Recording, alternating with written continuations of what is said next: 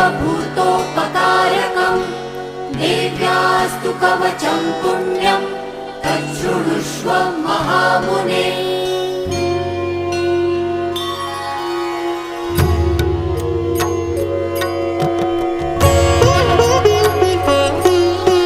प्रथमं शैलपुत्री च द्वितीयं ब्रह्मचारिणी तृतीयं चन्द्रघण्टेति कूष्माण्डेति चतुर्थकम् पञ्चमं स्कन्दमातेति षष्ठं कात्यायनीति च सप्तमं कालरात्रीति महागौरीति चाष्टमं नवमं सिद्धिदात्री च नवदुर्गाः प्रकीर्तिता उक्तान्येतानि नामानि ब्रह्माणैव महा